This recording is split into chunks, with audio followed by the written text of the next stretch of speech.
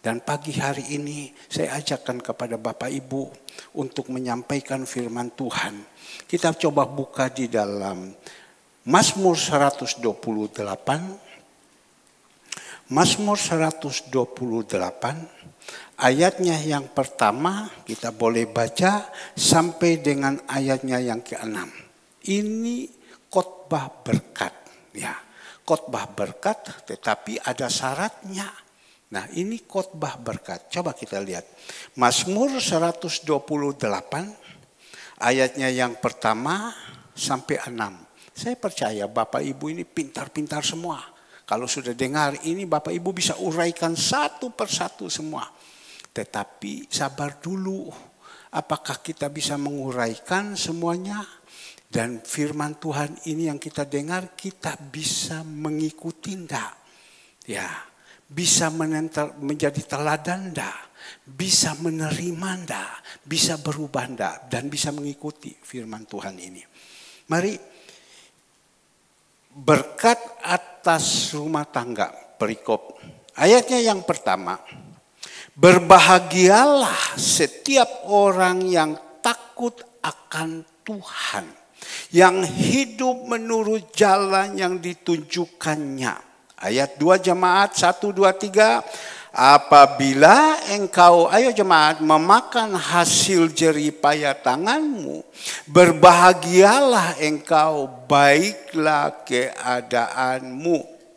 3 jemaat, istrimu akan menjadi seperti pohon anggur yang subur di dalam rumahmu. Anak-anakmu seperti tunas pohon zaitun sekeliling mejamu.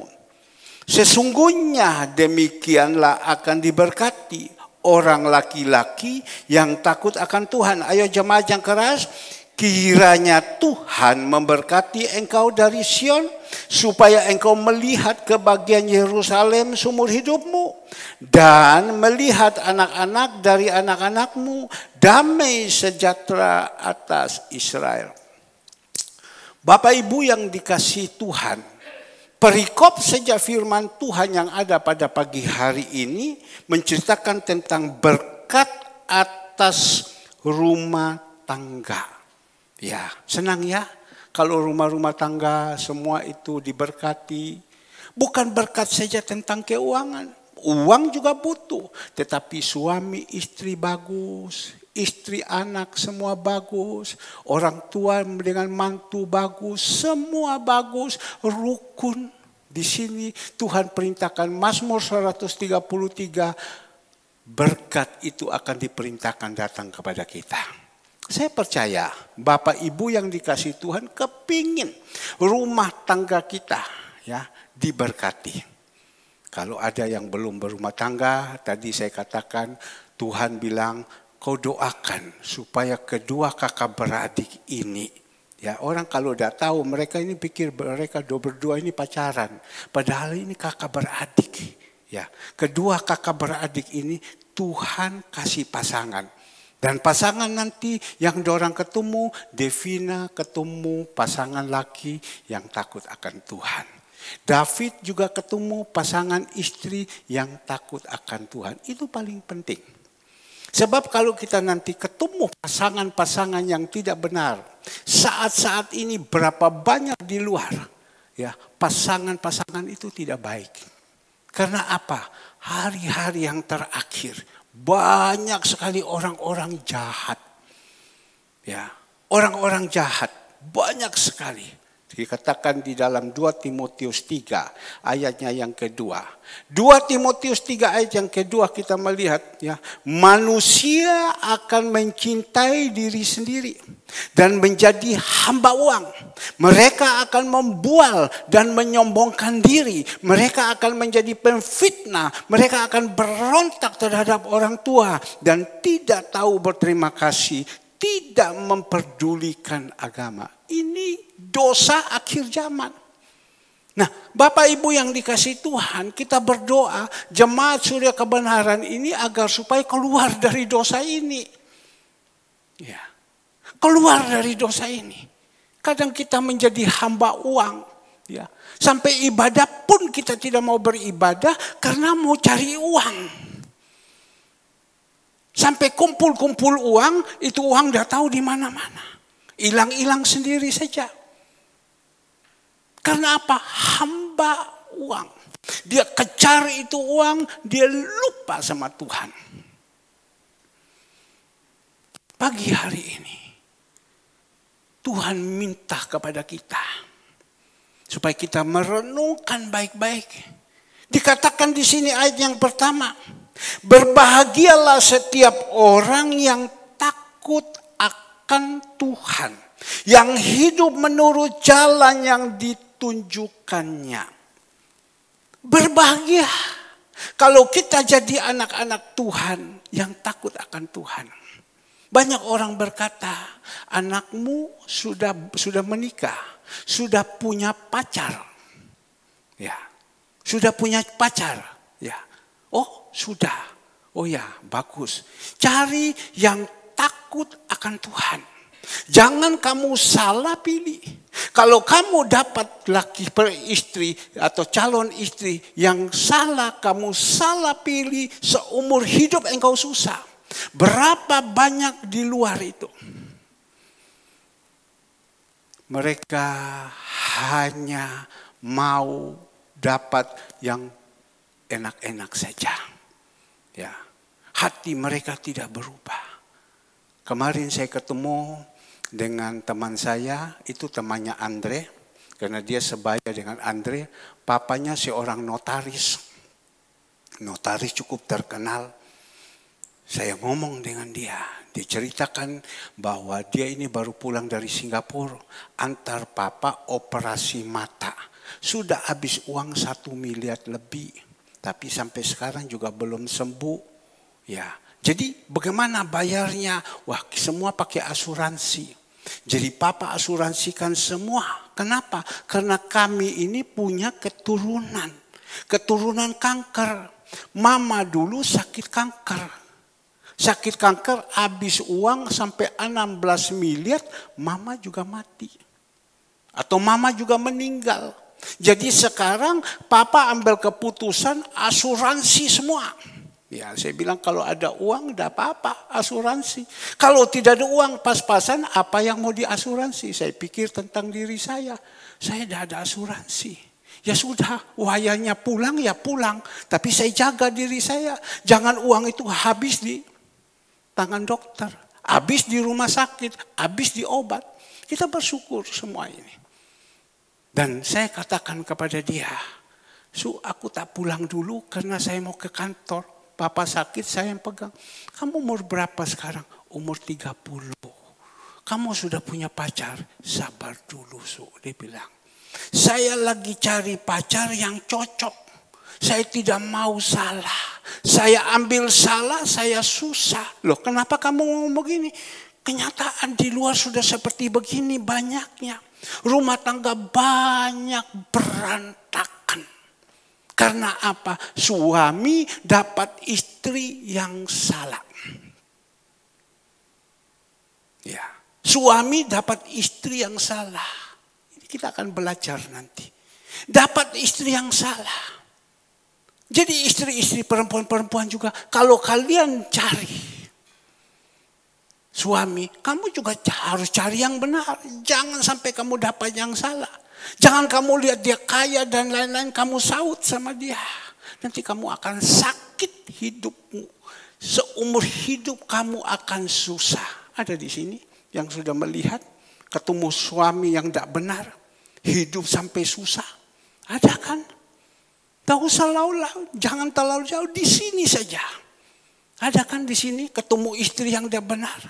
Sampai hidup kita jadi susah. Tapi ini kuncinya. Jadi dia katakan, aduh tidak, dia bilang. Tidak, dia bilang. Saya pikir dulu, saya berdoa dulu. Lebih baik saya bujang daripada saya sakit hati. Wah, saya bilang ini kalau begini masih coming soon terus, bahaya. Makanya tidak usah takut. Kita berdoa sama Tuhan. Diketemukan sama Tuhan yang terbaik. Yang penting satu, kita hidup akan Tuhan. Ya, hidup takut akan akan Tuhan. Orang yang hidup takut akan Tuhan, coba dengan ayat apa yang dikatakan Salomo. Amsal 8 ayatnya yang ke-13. Orang yang takut akan Tuhan, Amsal 8 ayat 13, takut akan Tuhan ialah membenci kejahatan-kejahatan. Di dalam kehidupan saya, kalau ada yang saya lakukan yang jahat, saya harus benci ini kejahatan, saya harus buang. Untuk saya, untuk istri anak-anak saya, untuk jemaat-jemaat Tuhan. Kalian jangan jadi orang jahat.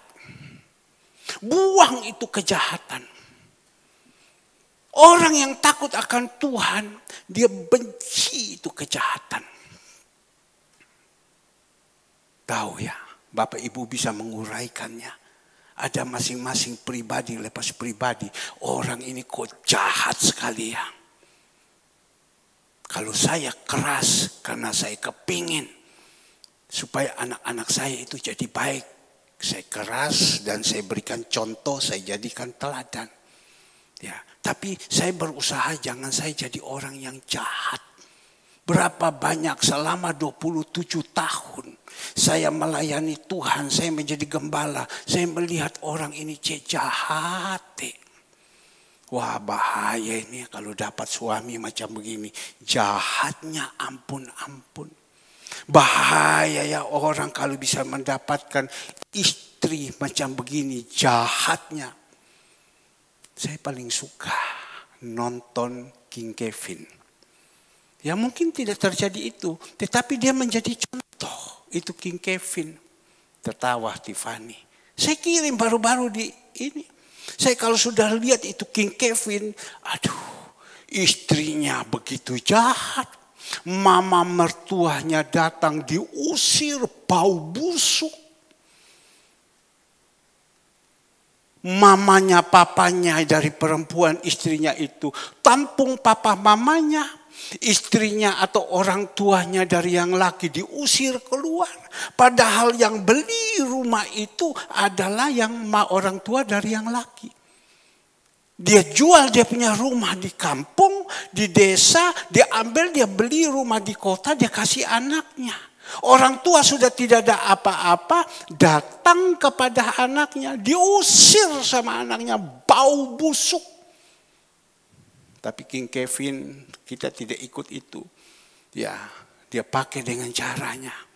Dia berbicara tidak bisa, tempeleng istrinya. Kadang istrinya cerai, silakan. Ya, itu menceritakan duniawi. Nah, Bapak Ibu yang dikasihi Tuhan. Jadi firman Tuhan sudah mengatakan, ya, kita mau cari pasangan yang cocok. Dokter itu, suster, Om kalau saya dapat pacar, tolong lihat-lihat sedikit Om ya. Beres nak. Ya. Jangan sampai kau salah. Kalau kau salah kau akan susah seumur hidup. Maka itu Bapak Ibu yang dikasih Tuhan.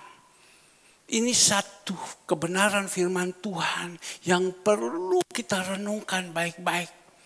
Jangan kita melihat dia kaya, kita terobos, kita ambil. Jangan kita melihat ini, kita terobos. Nanti sudah masuk di dalam rumah tangga kacau semua. Dipikir baik-baik, direnungkan baik-baik. Dipikir baik-baik, direnungkan baik-baik. Bapak Ibu yang dikasihi Tuhan. Berbahagialah orang yang takut akan Tuhan. Kalau dia takut akan Tuhan, kejahatan ini tidak ada. Bahkan dia katakan, aku benci kepada apa? Kesombongan. Tidak boleh ya. Kita jadi anak Tuhan. Apa sih yang kita mau sombong sekarang? Ya. Di langit ada langit lagi. Di atas ada atas lagi. Apa yang kita mau sombong? Saya percaya. Orang yang sombong, kalau dia dengar firman Tuhan, oleh kasih karunia, Tuhan menjamah hatinya. Roh kesombongan itu sudah ditiadakan. Kadang kita itu tidak sadar. Minggu lalu saya ada berbicara tentang gembalakanlah kawanan domba Allah yang ada padamu. Dan di situ ada berbicara juga tentang kesombongan. Dan pada waktu pagi, sesudah itu saya menunggu YouTube ini keluar, saya mau renungkan lagi kembali kebenaran firman. Tiba-tiba saya bisa buka. Ada satu gereja yang hamba Tuhan sampaikan tentang sombong. Saya bilang kok cocok ya. Saya ngomong sombong, di situ juga ngomong sombong. Berarti Tuhan sayang. Tuhan minta kepada kita jadi anak-anak Tuhan belajar rendah hati. Ya, tidak boleh sombong. Tidak boleh sombong. Kadang kita tidak sadar. Tapi sudahlah, kita percaya. Bagi Tuhan tidak ada yang mustahil. Kalau Tuhan mau lakukan pasti bisa.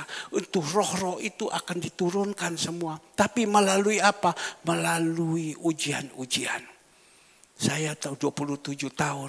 Saya jadi hamba Tuhan. Awalnya itu saya diizinkan diturunkan ke bawah dulu. Sudah saya ke bawah, baru di situ Tuhan proses sama saya. Jadi keduniawian saya, kedagingan saya yang ada dimatikan semua, dikatargeokan. Ya, supaya kesombongan itu hilang. Ya, saya tidak tahu. Tapi saya berusaha agar supaya jangan sampai ada kesombongan dalam kehidupan kita. Barusan saya berbicara dengan teman saya. Dia seorang pengusaha. Dia kerja, dia punya pabrik. Dan dia ceritakan semua tentang teman-teman sombong-sombong. Dan saat sekarang ini, usaha-usahanya bangkrut semua. Ya, jadi saya bilang banyak ya pabrik-pabrik yang sombong. Yang sombong orang-orang itu yang bangkrut. Bukan banyak lagi Pak, banyak dia bilang. Berarti menceritakan kesusahan-kesusahan. Tuhan izinkan. Jadi orang-orang yang sombong karena mereka berpikir mereka punya pabrik, mereka jalan angkat kepala. Sekarang disita semua habis, sak rumah tinggalnya juga habis. Jadi Bapak Ibu, kita minta sama Tuhan. Jangan ada kesombongan-kesombongan. Apa sih yang kita harus sombong? Ya, ada orang lebih tinggi lagi daripada kita. Sudahlah, lihat saja di bawah, belajar jadi orang rendah hati. Kesombongan Tuhan bahkan juga dikatakan tingkah laku yang jahat dan mulut penuh tipu muslihat. Ya, mulut penuh tipu muslihat. Barusan hari Jumat saya dengan Ibu Gembala pergi ke Pacet, sedang kita berendam. Ini tiba-tiba ada orang yang masuk sama-sama. Dia dari Bangkalan atau Pamekasan atau Sampang. Saya lihat emasnya itu tebal-tebal dia pakai, orang perempuan. Saya tanya sama dia, Bu, ini emas ini berapa besar kamu punya, kamu pakai? Dia dah nganggap sama saya. Dia dah nganggap, saya berpikir gimana ya untuk supaya orang ini bisa nganggap sama saya. Saya ngomong, loh saya juga pengusaha emas, saya bilang. Ya kita minta hikmat, ya secara manusia tipu. Ibu Gembala bilang Matius 5:37. Matius 5:37. Saya bilang kau diam, saya bilang ini saya minta hikmat sama Tuhan. Karena waktu saya ngomong dia dah nganggap. Saya bilang, loh Bu, saya ini pengusaha emas juga. Toko Mutiara Jakarta, Cimun namanya. Nah Bapak Ibu yang dikasih Tuhan, waktu dia bilang saya pengusaha emas, dia langsung lihat. Dia langsung ajak bicara. Memang ya kalau kita ini mohon maaf kita susah ketemu orang kaya, orang hina kepada kita. Jadi saya bilang saya pengusaha dari Jakarta, pengusaha emas. Dia berpikir Jakarta, dia bisik, dia punya teman satu. Emasnya juga banyak. Dia pakai bahasa Madura mungkin ini, cuma saya tahu Jakarta. Ya, langsung dia ngomong. Waktu dia ngomong, saya potong bahasa lain sudah. Baru saya ngomong kepada mereka. Ajak ngomong kepada mereka. Nah Bapak Ibu yang dikasihi Tuhan, Ibu Gembala bilang Matius 5, ya dikatakan ya, tidak dikatakan tidak. Tidak boleh bohong. Saya bilang kamu diam. Ini orang ini karena dia sombong. Supaya bagaimana caranya Tuhan kasih hikmat untuk bisa berbicara dengan dia. Nah Bapak Ibu yang dikasihi Tuhan, kita tidak boleh bohong, tetapi kalau diizinkan kita harus masuk. Hikmat itu dikasih untuk kita berbicara, supaya kita bisa berbicara baik dengan dia. Mungkin waktu itu berbicara, ada Kang Tauke, ada kemana. Ternyata dia pengusaha sayur yang ada di Kalimantan. Dia cerita bahwa dia itu pengusaha sayur yang ada di Kalimantan, bla bla bla bla bla. Nah Bapak Ibu yang dikasihi Tuhan, jadi Tuhan minta kembali lagi tadi di dalam Mazmur 128 ayat pertama, kita harus takut akan Tuhan. Kalau saya melihat Bapak Ibu di dalam terjemahan sehari-hari, ya dikatakan di dalam terjemahan sehari-hari, Mazmur 128 tolong dikeluarkan sehari-hari, berbahagialah orang yang takwa dan hidup menurut perintah Allah. Yang takwa itu taat, setia, yang melakukan perintah Allah. Kita harus melakukan. Kalau kadang Tuhan berbicara sama kita seperti pagi hari ini, kita dengar firman Tuhan, mungkin remah kepada kita. Jangan kita tahan-tahan, kita lakukan. Bukan hanya memberi saja, tidak. Tuhan perintahkan begini, lakukan. Tadi pagi Ibu Gembala ngomong begini sama saya. Kamu lihat ini air ada di bawah sedikit. Dari mana? Dari bawah. Karena tadi malam hujan besar sekali ada dari bawah. Jadi Ibu Gembala ngomong, tiba-tiba saya diingatkan. Tuhan pesan kepada saya pada waktu itu. Belum uruk ini. Tuhan bilang waktu engkau bangun, engkau harus uruk. Jadi dulu kalau gereja, ingat dulu waktu banjir ini penuh sudah gereja. Saya ingat dulu Pak Agus Santoso ikut bersihkan gereja sore hari. Tapi Tuhan kasih mimpi sama saya. Uruk di belakang. Saya lakukan. Dan pada waktu saya lakukan Bapak Ibu, uang tidak ada. Karena Tuhan yang perintahkan saya lakukan, saya uruk. Nah sekarang waktunya hujan, yang menikmati kan kita. Barusan ini kan waktu uruk pasang ini paving kan masih miring. Air lari ke pastori. Tuhan perintahkan kepada saya, luruskan kembali semua. Uang tidak ada. Tapi saya apa yang Tuhan suruh saya jalankan. Coba kalau saya tidak kasih timbang kembali ini paving yang ada di belakang. Waktu hujan datang kasihan Ibu Gembala. Karena selama ini Ibu Gembala bekerja dengan tangannya sendiri. Jadi hujan ini langsung lari buang semua di jalan raya. Kita tidak pernah takut ada kebanjiran. Maka itu kalau Tuhan suruh kepada kita, ya, kita takwa, kita taat, kita setia. Belajar ini.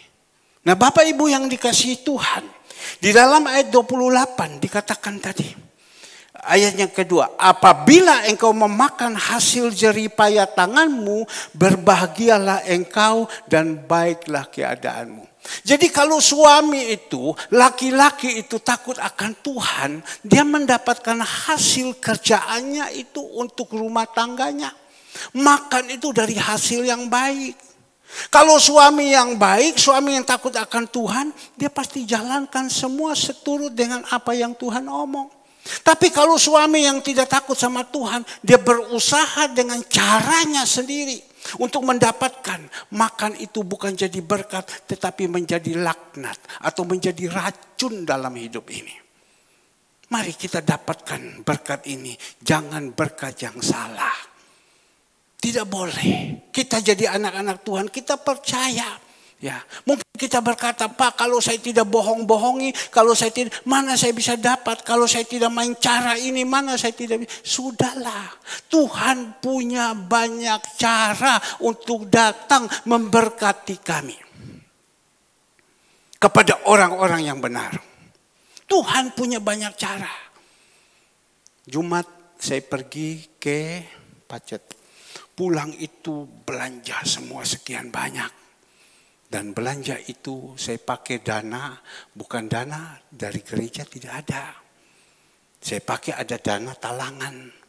Ya, ada seseorang menitipkan dana ini dan pada waktu itu tak pakai aja sudah, saya pikir nanti baru ini. Waktu sudah belanja semua selesai, Bapak Ibu yang dikasih Tuhan, itu mobil itu penuh di belakang, sayur-sayuran semua. Sampai di sini saya berpikir, sampai Ibu Gembala bilang, bagaimana ini kita belanja lagi ini, uang bisa kita keluarkan dah. Ya saya bilang keluarkan saja. Ya ini dana ini kan punya orang yang dititipkan harus diteruskan. Ya sudah saya bilang pakai saja. Bapak Ibu yang dikasih Tuhan. Ibu Gembala pakai untuk beli apa, beli kertas untuk bungkus nasi dan lain-lain semua. Saya duduk Jumat itu saya duduk. Tiba-tiba saya dibel dari depan. Pak, ada orang ini, orang BRI mau ketemu Bapak. Saya berpikir BRI, saya bukan jadi nasabah BRI. Saya tidak ada urusan semuanya, kok ada orang BRI. Saya bilang sama Andre, kok turun dulu ke bawah. Turun Andre, dua anak perempuan datang. Mau ketemu Pak Herman. Ketemu sama saya bawa ke kantor. Dan dia omong, Om ini kita ada titip berkat. Loh, kok bisa kamu datang bawa berkat ke sini? Dia bilang kami biasanya ada memberikan kepada orang cuma berkat. Tapi sekarang ini karena dia punya kedudukan ada di atas, dia bilang Tuhan suruh sama saya bawa ke Om. Jadi sekarang saya bawa ke Om. Saya melihat Bapak Ibu, waktu dia bawa itu, tutup semua apa yang menjadi kebutuhan. Saya bilang Tuhan yang tidak mungkin bagi manusia memang kita berpikir itu mungkin bagi Tuhan. Pernah saya membayangkan bahwa Tuhan kirim orang BRI datang? Tidak. Tuhan tidak, saya tidak pernah membayangkan. Tapi Tuhan bisa memberikan. Karena apa? Kita mau melakukan perintah Tuhan. Memang kalau kita berpikir, wah ini kita berharap dari jemaat. Ya, tapi kan tidak mungkin. Ada yang mau dipakai hatinya, ada yang tidak mau. Kadang saya lihat jemaat itu memberikan persembahannya, waktu persembahan mereka lari. Saya pikir, aduh Tuhan sedih Tuhan. Kalau persembahan saja 2.000 aja kamu udah mau kasih. Atau 5.000 kamu udah mau kasih. Kamu tabur apa ya? Cuma kalau saya omong nanti kan marah. Cuma kadang saya lihat saya sedih. Kasih persembahan saja. Padahal persembahan itu bukan untuk dipakai lain-lain. Untuk kita limpahkan untuk pekerjaan ini. Kasih persembahan saja tidak mau. Coba kita bayangkan. Ada saya melihat anak-anak saya. Saya lihat persembahan dikasih. Ya, karena saya mau supaya anak-anak saya ini jadi anak-anak yang baik. Yang takwa sama Tuhan. Yang taat sama Tuhan. Saya melihat mereka tidak kasih. Tapi saya lihat dia langsung kirim uang itu persembahan ke rekening gereja. Oh, jadi selama dia tidak kasih, dia kirim persembahan ke gereja. Ini persembahan. Melalui kuiriske, melalui apa saya tidak tahu. Saya melihat, oh ini kok anak ini kok kirim persembahan. Ada yang tidak mau kasih. Saya bilang kalau engkau tidak pernah menabur, kau mau tuai apa Bapak Ibu? Berapa banyak orang zaman sekarang seperti ini. Dia hanya mementingkan diri sendiri, dia hanya cinta uang. Ya, hidupnya tidak mau dipakai, persembahan aja tidak mau kasih. Saya nantiasa berbicara dengan anak-anak saya. Kalian harus jalankan hidup ini. Harus jalankan. Nah Bapak Ibu, mungkin tajam ini bicara. Tapi karena Tuhan sayang. Kadang kita membatasi kuasa Allah. Kalau saya kasih ini bagaimana? Saya nanti bagaimana? Tuhan punya banyak cara. Seperti tadi yang saya saksikan kepada Bapak Ibu. Melalui BRI, orang BRI datang. Saya bingung. Tuhan, sampai waktu itu kedengar saya. Tuhan, engkau ini punya banyak cara. Yang tidak pernah pikir, dengar, ada dalam hati, Tuhan berikan. Kepada siapa? Orang yang dikasihi Tuhan. Orang yang dikasihi Tuhan itu orang yang mau melakukan perintah Tuhan. Bapak Ibu yang dikasihi Tuhan, mari pagi hari ini. Hidup ke depan ini bukan hidup yang baik. Hidup ke depan ini tambah hari bukan tambah baik. Hidup ke depan ini tambah hari tambah susah. Lakukan apa yang Tuhan perintahkan, lakukan. Risiko apapun jalan. Ibu Gembala tanya, ini dana ini kan punya orang titip, tidak apa-apa. Nanti kan besok baru saya kasihkan sama dia kan. Ya sudah sekarang pakai, nanti pikir kemudian. Saya pulang sampai di sini, Tuhan kirim orang BRI datang. Tutup semua. Kebutuhan tutup. Yang secara manusia tidak mungkin bagi Tuhan. Untuk Tuhan kita berikan kemuliaan. Coba kita berikan kemuliaan untuk Tuhan kita Yesus. Ya, kadang kita tidak percaya. Gak bisa kita terlalu harapkan. Maka itu anak-anak kita yang ada sekarang ini. Saya coba untuk berbicara kepada Bapak Ibu. Ya, tinggal sekarang. Tuhan menaruh belas kasihan kepada siapa dia kasihan. Tuhan menaruh bermurah hati kepada siapa dia murah hati. Tuhan sanggup. Ivon bilang, Om ini tempat berkat. Memang. Karena apa bisa tempat berkat? Karena kita lakukan kebenaran firman. Apa yang Tuhan perintah kita jalankan. Apa yang Tuhan perintah kita jalankan. Besok kan hari libur. Lusa kan Sintia. Lain lusa lagi kan hari libur. Semua. Saya bilang tetap berikan makan. Jangan sampai tidak. Kalau kalian tidak mau kita panggil orang lain untuk urus. Ya, tetap kita berikan makan. Tetap kita kasih itu orang. Hari Sabtu saudara Ale khotbah mengutangi Tuhan.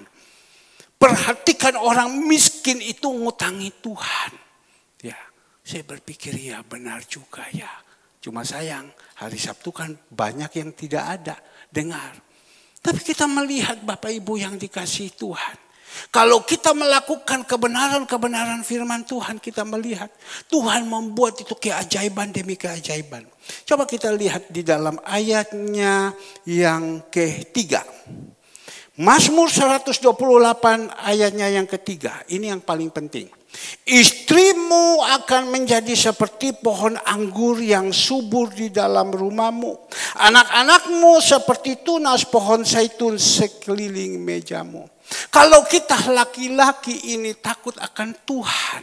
Laki-laki ini bisa menjadi berkat, menjadi contoh.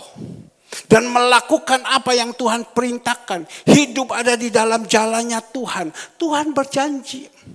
Istrimu akan menjadi seperti pohon anggur yang subur di dalam rumahmu.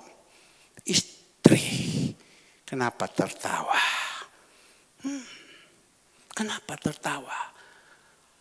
Zaman sekarang tidak ada istri mengurus suami. Tidak ada istri-istri yang ini.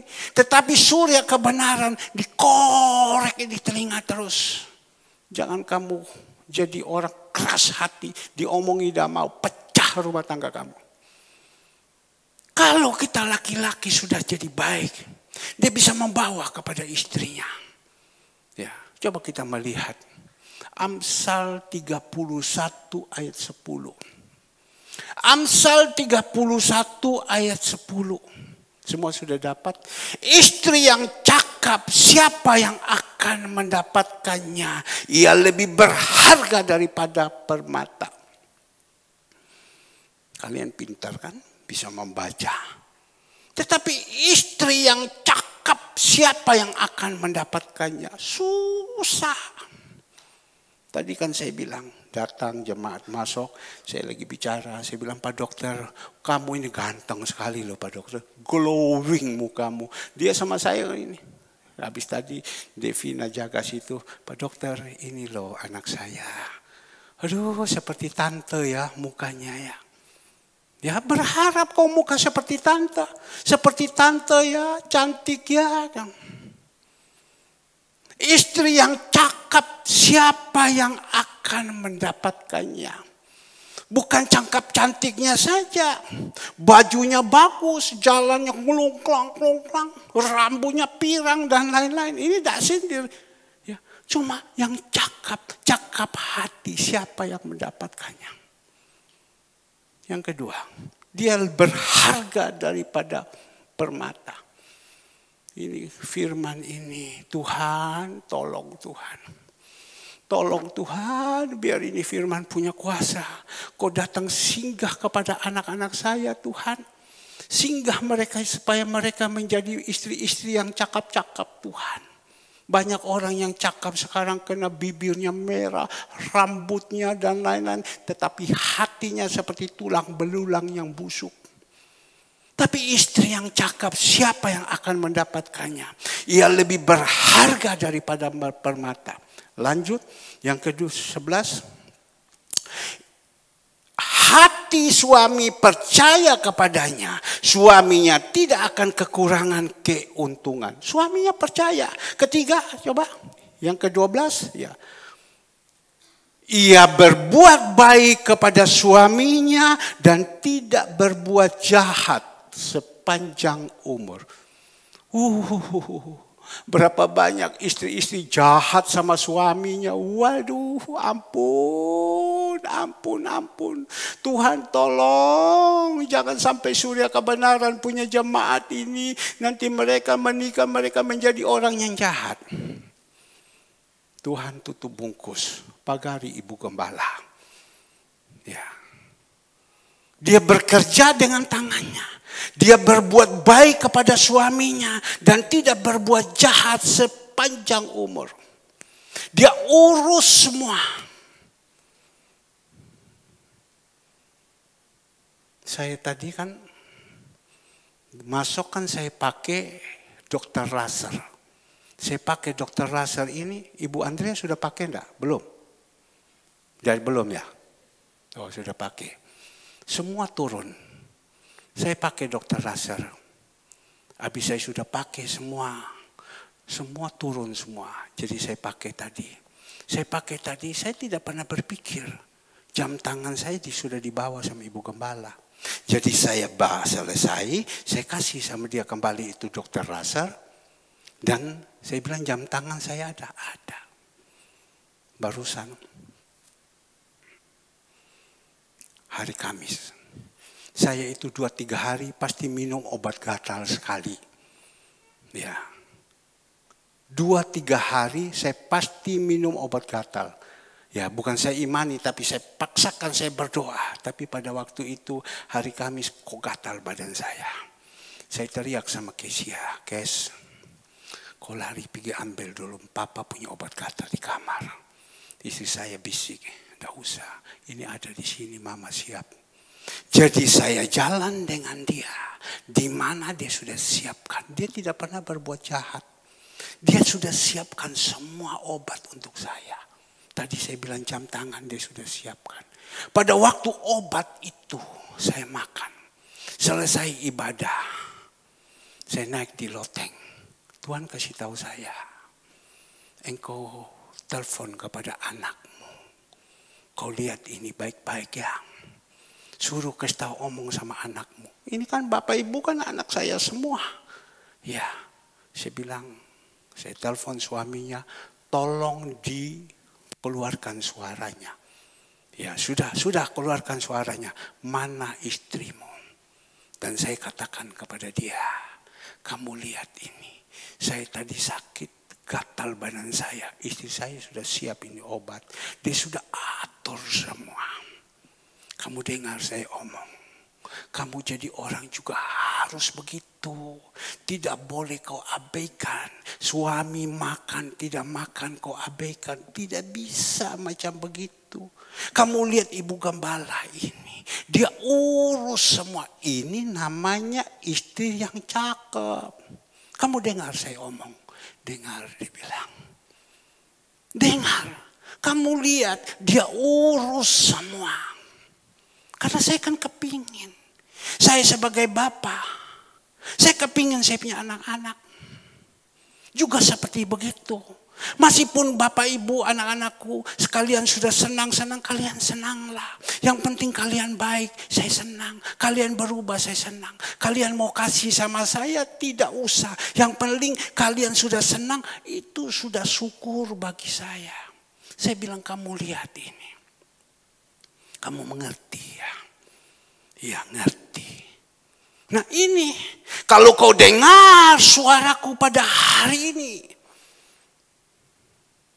jangan kau keraskan hatimu. Saya bilang, kau lihat ini. Makan semua diurus, semua diatur semua. Dia kerja dengan tangannya sendiri. Ada orang kerja tangan sendiri untuk cuci mobil. Salah itu. Cuci mobil itu ada yang tukang urus. Urus itu rumah tangga. Tangan sendiri dia pegang. Itu yang benar. Ada bagus, tapi kan kita tidak mungkin istri jadi tukang cuci mobil. Ya kan, yang cuci mobil sudah ada. Ibu gembala tidak pernah dia sapu. Sudah ada semua. Tetapi makanan itu di tangan dia, semua dia pegang. Ikan itu dia kupas sendiri, dia bersihkan, kasih suaminya. Saya bilang, kamu ingat? Sudah, oke, baik ya, saya bilang. Ingat ya. Ya, saya sebagai gembala lakukan ini, berbicara kepada anak-anak saya yang mana Tuhan titipkan. Saya percaya Bapak Ibu yang ada di sini, di semua yang datang ini Tuhan sudah kirimkan datang Bapak Ibu untuk ke sini untuk apa? Digembalakan. Tuhan sudah kirim Bapak Ibu yang ada di sini untuk apa? Digembalakan. Ada yang sudah dikirim, tapi karena waktu diizinkan, dia mulai masuk di dalam satu proses, dia tidak kuat, dia mencetat. Ya, tidak bisa apa-apa. Seperti bangsa Israel. Tidak bisa buat apa-apa. Dia lari ya sudah. Tapi Bapak Ibu, Tuhan kirimkan Bapak Ibu di sini untuk digembalakan. Ya, ini Tuhan perintahkan jiwa-jiwa yang ada ini. Coba kita melihat. 1 Petrus 5 ayat kedua dan ketiga. Coba kita melihat. Sebenarnya ini yang saya mau khotbah lagi loh. Tuhan minggu lalu kan saya sudah khotbah Tuhan. Kenapa lagi? Ya, Tuhan bilang ini jiwa yang aku kirim ini untuk apa? Digembalakan. Kamu gembalakan mereka jangan dengan paksa. Saya tidak mau paksa sekarang. Saya jadi contoh saja. Saya jadi teladan. Seperti ibu gembala. Dia jadi contoh, dia jadi teladan.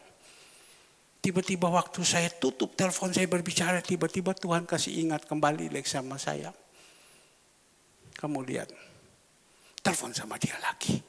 Saya telepon lagi. Suaminya bilang, oh ya, tolong di hand free.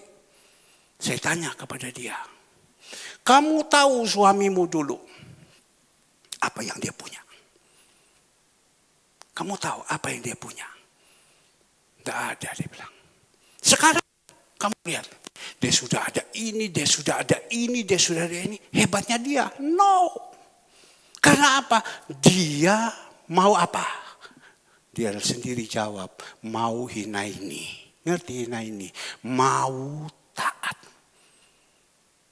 Tuhan taruh di dalam hati saya. Karena apa? Dia bisa ada macam begini. Karena dia mau taat. Iya betul ya. Dulu hina ini, hina ini, hina ini. Oke, taat. Bukan taat soal uang. Apa yang diarahkan, apa yang dibicarakan, nurut. Saya percaya orang kalau nurut, itu saya melihat waktu itu tangan Tuhan itu bergerak. Bukan saya pendeta besar, tidak. Tetapi Tuhan sudah kirimkan jiwa-jiwa ini. Saya percaya dulu mereka kurang apa? Mereka dulu ada di bawah naungan. Pendeta-pendeta besar ikut KKR kemana-mana. Tapi kan tidak jadi apa-apa.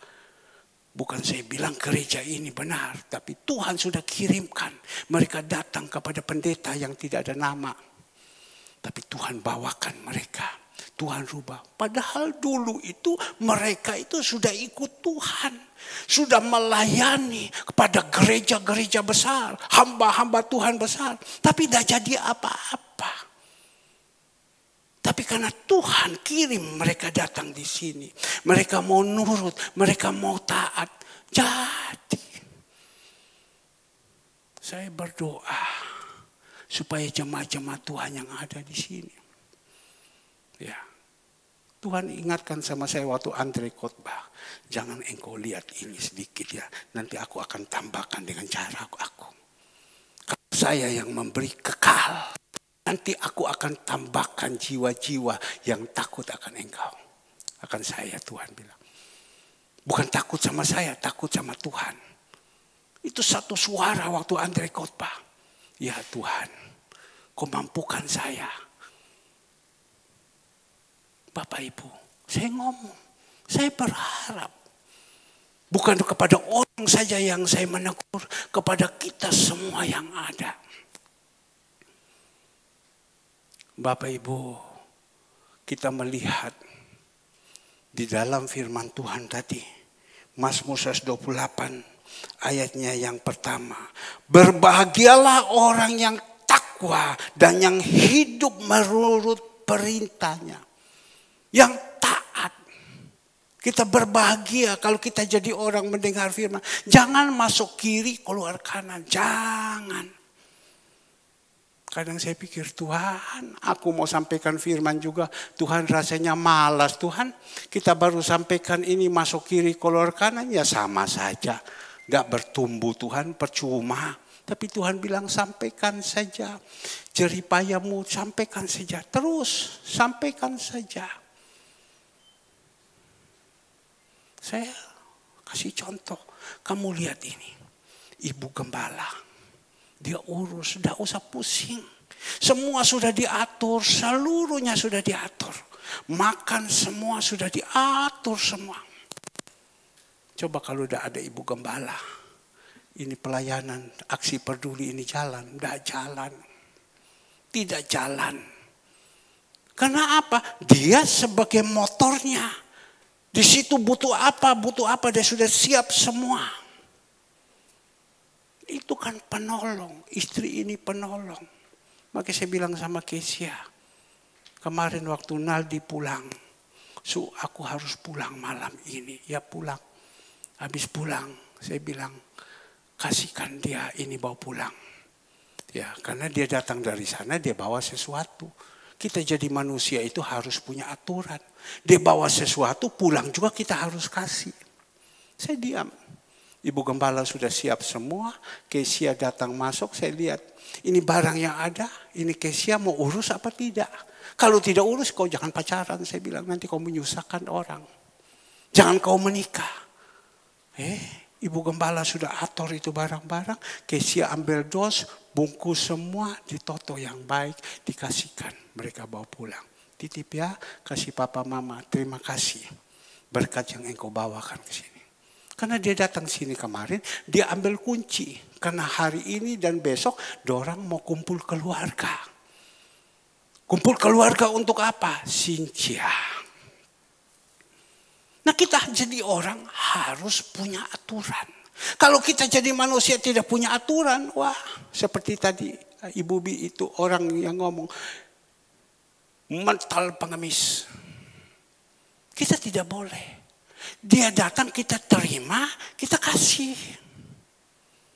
Saya bilang kau datang bawa barang ini, berapa uangnya? Saya harus bayar, oh tidak. So. Dititip mama kasih ini. Oh ya. Saya bilang sama ibu gembala, tidak boleh di tangan kosong. Kita jadi orang harus punya aturan. Terima tangan terima enak, pulang kasih kosong, rantang kosong, salah. Apalagi kalau terima bagus, rantangnya yang dikasih langsung gosong semua. Wah itu juga repot juga. Tapi tidak. Terima itu kita kasih. Saya bilang ambil. Yang the best. Ya, mamamu suka masak. Oh ya, jangan mamamu kasih kandang loh. Ini barang saya kasih di kandang loh, di dalam freezer. Oh, tidak benar ini. Oh tidak, mama suka masak. Oke, bawa ini ikan, kasih. Ya, kasihkan. Ada buah, kasih. Kesia ambil, Kesia bungkus. Saya bilang engkau harus jadi orang. Kita harus didik kita punya anak-anak. Jangan salah. Orang bilang anaknya sopo iku kok dibawa datang masuk di sini macam begini. Iya. Bapak Ibu. Ini firman ini. Saya percaya Bapak Ibu pintar-pintar semua. Tapi mari kita jalankan apa yang Tuhan pesankan. Kembali lagi kita melihat. Dikatakan di sini istri. Kembali lagi tadi Mazmur 128 ayatnya yang ketiga. Istrimu akan menjadi seperti pohon anggur yang subur di dalam rumahmu. Kalau suami sudah takut akan Tuhan, turun kepada istri. Mohon maaf. Saya melihat ada jemaat. Dia pelayanan pun apapun. Dia pasti geret demi istri. Kau harus ikut. Apalagi kalau dia khotbah, kau harus ikut. Itu suami punya wibawa, tanggung jawab. Kau harus ikut. Kau sesibuk apapun anak tinggalkan. Titip sama siapa? Engkau harus ikut. Nah ini titik bagus ini. Yang perlu kita nurut. Jangan kita pergi suaminya takut sama istri. Wis, tahu apa kau? Suaminya jadi tusuk hidung, ngok. Mati. Jadi istri itu harus ikut. Bagus. Didik seperti itu. Istri juga harus nurut. Kalau mau rumah tangga itu bagus. Mau rumah tangga itu rukun. Istri itu penolong. Ikut. Harus ikut. Saya kemana ibu gembala ada di samping. Saya kemana ibu gembala ke samping. Ya, kita juga harus didik. Jangan suaminya jalan sendiri, istrinya jalan sendiri. Mau jadi apa kamu? Lebih baik kamu jangan menikah daripada nanti amburadul. Benar. Saya setiap pagi anak-anak saya harus ngomong.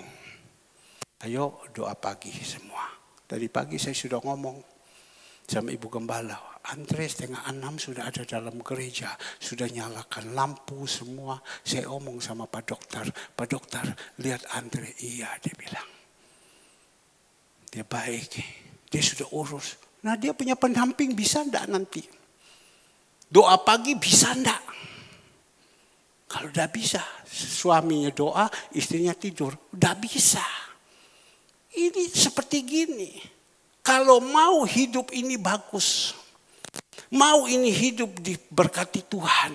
Rumah tangga mau bagus. Ini harus seperti ini. Tapi kalau istri yang pegang sama suami. Suami dikejar tarik kebo. Ngok. Percuma. Bapak Ibu yang dikasihi Tuhan.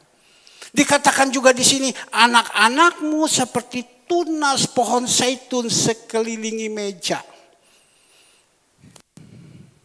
Orang bilang ini imlekan. Ya. Kalau bahasa Hongkong bilang dinban. Kumpul semua anak-anak di satu meja makan. Itu bagus. Kumpul satu meja semua bagus. Semua dipanggil. Mantu datang, cucu datang, semua kumpul satu meja. Rukun. Bagus. Itu tahun baru Cina. Satu meja kumpul. Tapi yang dibicarakan sekarang, anak-anakmu seperti tunas zaitun. Mau kumpul di dalam satu meja, tapi anak-anaknya tidak mau. Bagaimana? Di dalam firman Tuhan, ada Salomo dan ada Absalom. Dua-dua ini anak daripada Daud. Daud itu kurang apa?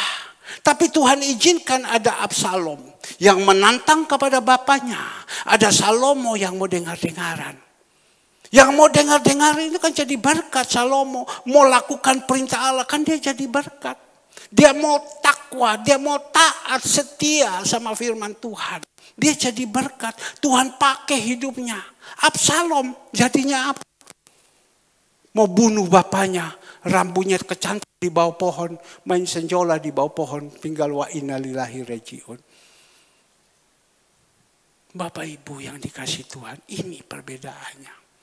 Nah kembali lagi. Di dalam ayatnya yang 5. Ya, coba kita lihat. Yang kelima, kiranya Tuhan memberkati dari Sion supaya engkau melihat kebahagiaan Yerusalem seumur hidup. Mazmur 133. Janggut itu. Ya, apa dikatakan di sini? Ya. Alangkah baiknya dan senangnya kalau umat Allah hidup rukun. Ia seperti minyak wangi berharga yang dituangkan ke atas kepala Harun, lalu turun ke leher bajunya. Atau seperti embun di gunung Hermon yang turun ke bukit Sion. Di sanalah Tuhan menurunkan berkat kehidupan untuk selama-lamanya. Jadi dikatakan di sini seperti embun gunung Hermon yang turun ke atas gunung-gunung Sion. Sebab ke sanalah Tuhan memerintahkan berkat kehidupan. Bapak Ibu yang dikasihi Tuhan, mari. Saya sudah mengembalakan kepada Bapak Ibu, saya sudah 27 tahun. Ya. 27 tahun. Yang awal itu sudah lari semua. Tetapi Bapak Ibu yang masih ada, belajar. Kemarin jam 2 malam, waktu saya berdoa, selesai di dalam pujian penyembahan, Tuhan kasih ingat sama saya. Engkau lihat anak-anakmu. Kau lihat anak-anakmu. Saya tinteni satu persatu. Kan tidak banyak. Orang ini bagaimana. Orang ini bagaimana. Tuhan kasih tahu sama saya. Aduh Tuhan. Orang ini seperti ini. Kamu lihat orang ini seperti ini. Sudahlah, kamu sampaikan firman Tuhan. Berdoa supaya mereka kembali dipulihkan. Supaya mereka menjadi orang yang baik. Supaya berkat itu turun di dalam hidup mereka.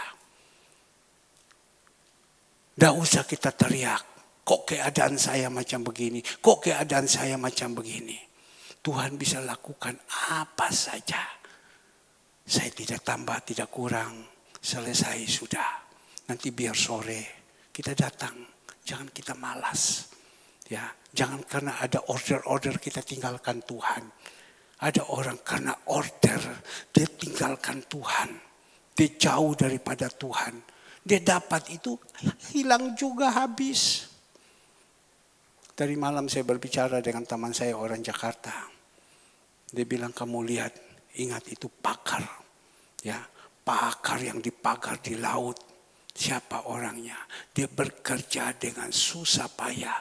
Dia kumpul itu uang. Tetapi sekarang ini disuruh bongkar semua. Dan nanti masalah-masalah akan dibongkar. Jadi miskin. Tapi kalau kita kumpul harta daripada Tuhan.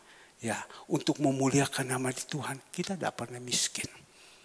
Bagaimana caranya Pak? Tuhan bisa lakukan apa saja yang tidak mungkin jadi mungkin.